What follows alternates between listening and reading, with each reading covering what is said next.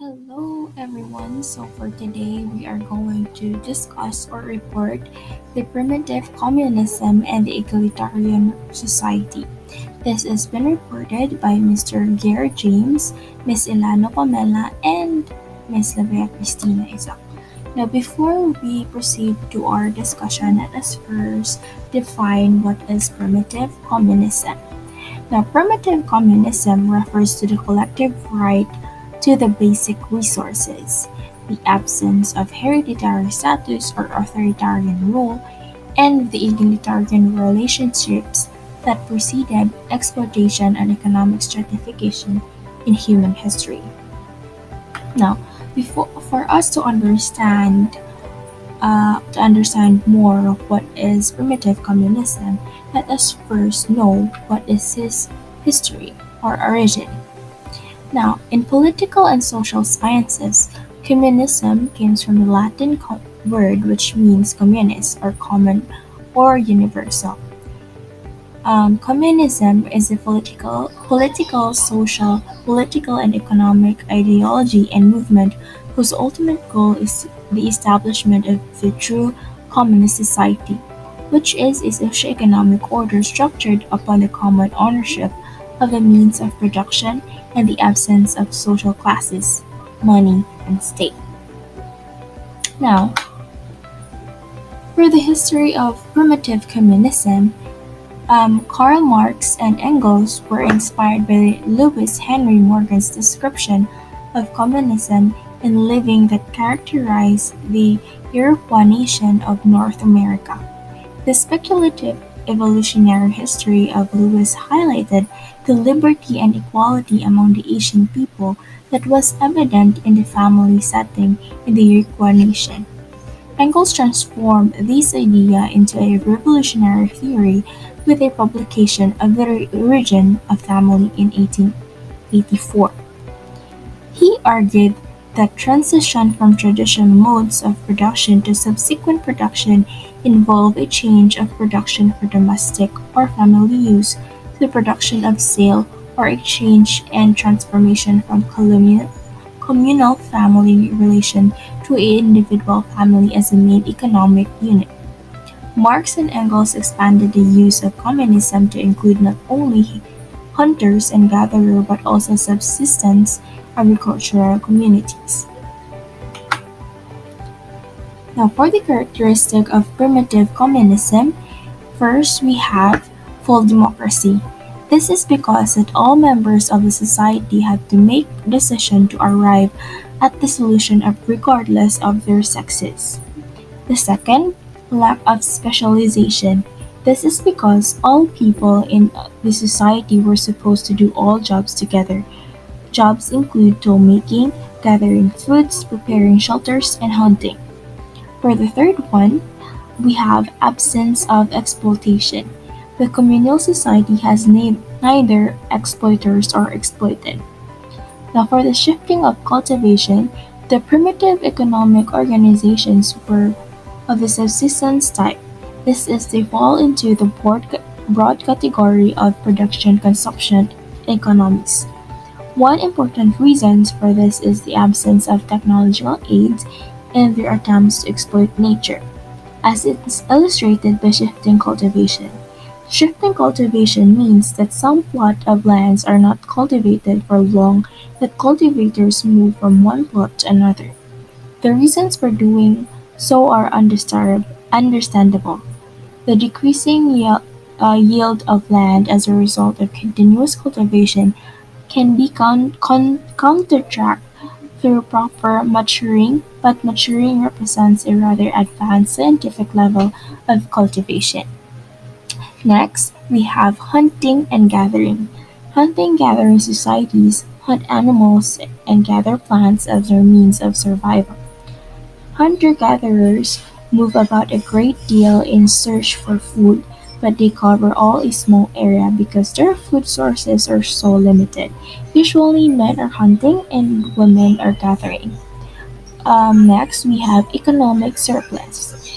All production was for keeping members of the societies alive on a daily basis. We have low level of development. Low level of development, this is because there was no surplus. No private ownership also. No private ownership of means of production. This means that the means of production such as land, tool, and weapons belong to the community. Shared property.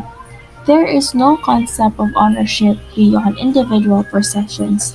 The tribe shared everything in order to ensure survival. Again, for the characteristics of primitive communism, we have full democracy, lack of specialization, absence of exploitation, shifting cultivation, hunting and gathering, no economic surplus, low level of development, no private ownership, and of course, shared property.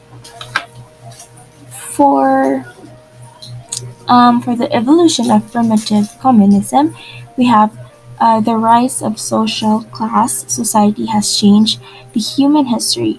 The communal ways of organizing society have since changed. Humans have moved from a society of equality and communal living to one characterized by oppression and exploitation. The agricultural revolutions around the world have transformed most hunter-gatherers around the world have I mean, transformed most hunter-gatherers to farmers, and the need for political structure to advance the affairs of the communities have brought about significant change to communal leadership and the discussion of making. Marx's theory of primitive communism.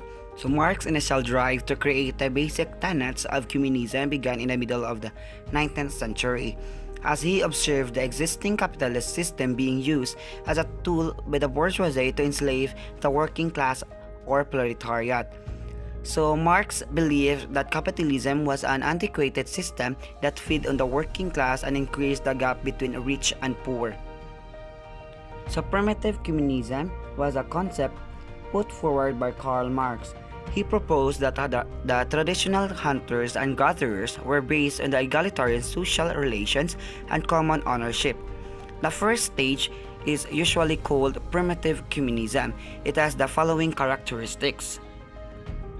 So the primitive communism stage most likely begins soon after the dawn of humanity itself, at a stage where fire is developed and communal living therefore becomes more convenient. So primitive communist societies tend to be very small, consisting of maximum of a few hundred members, with size being dependent upon the environment. So this stage, humanity does not differ from any other animal, in that it has not yet found ways to bend nature to its will. To the ancient communal state and state ownership, which proceeds especially from the union of several tribes into a city by agreement or by conquest. So during this stage, the concept of private property begins to develop.